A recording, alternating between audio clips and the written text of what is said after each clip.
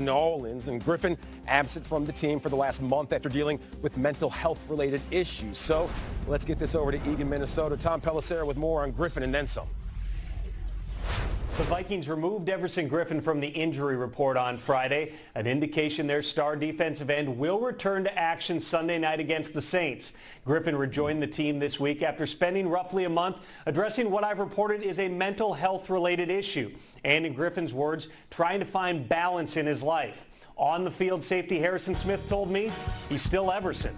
Griffin's return would be a boost for a Vikings team that ruled out 4 starters because of injuries, including linebacker Anthony Barr and running back Dalvin Cook. This is a rematch of January's thrilling playoff game, but don't think the Vikings have been reliving the Minneapolis Miracle this week.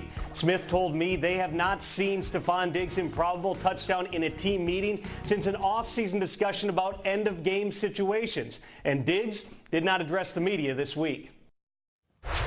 Thank you, Tom. Now, Minnesota's defense tops in the NFL just a season ago. This year, however, just a slight departure, at least in those early goings. The last 3, well, they have been razor sharp. So, Rod Woodson, Hall of Famer, who has the edge, the Vikings D or that Saints offense? First, let me say I like to see Everson Griffin. Glad you're back in the National Football League. Glad you're back with your team. And you look at this defense. We know what this defense has done in the last 3 weeks. Only 18 points, but it's going against the Saints, and it's a quarterback that went to Purdue. And Drew Brees, I know he, in the playoff game, 3 touchdowns, only 2 interceptions. But since that game, he has not thrown an interception in the regular season. So I have to go with my Boilermaker. I have to go with Drew Brees. He has been lighting people up. He is an 18-year vet. He's seen everything. He's played against his defense. So boiler up, hammer down. I like where your head's at, Rod. Yeah. Drew Brees, one of the best to ever do it. Now we move along to the Rams, the league's lone unbeaten, readying themselves for Sunday versus Aaron Rodgers and the Packers at the Coliseum. And judging by the offensive numbers, well, it should be a high-scoring affair. Both offenses ranking inside the league's top 5. And here now, Steve Weiss in Thousand Oaks with the Rams playing on D. Regardless how you approach Rams players about Sunday's game against Green Bay, the conversation continues to come back to not getting torched by Packers quarterback Aaron Rodgers, which is why this week, defensive coordinator Wade Phillips and cornerback Sam Shields said they've been working on plastering, meaning that when a play breaks down, when Aaron Rodgers breaks containment and starts a scramble drill, that they've got to find a receiver and stick with him until the play ends.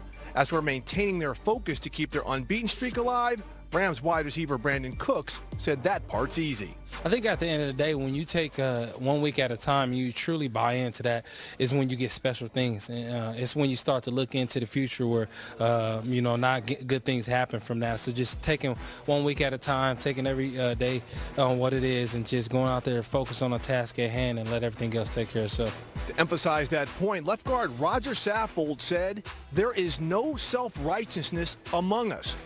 We know that if there is no humility, if we think individually, it will destroy us in the locker room and on the field. We are a team."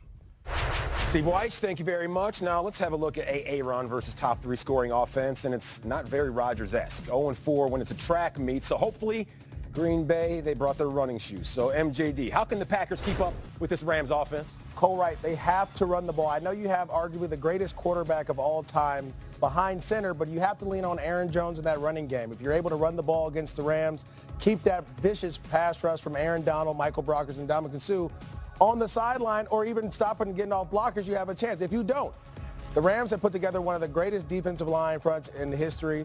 I think if you have Aaron Donald destroying linebackers or destroying linemen into quarterbacks, destroying quarterbacks, puts pressure on that quick passing game for the Packers, it won't work. Back to you, Cole. And I'm not a homer like Rod.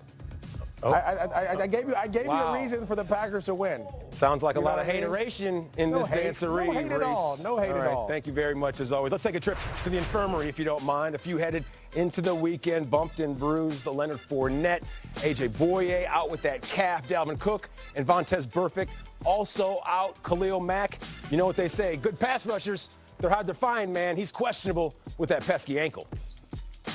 We are 100 days in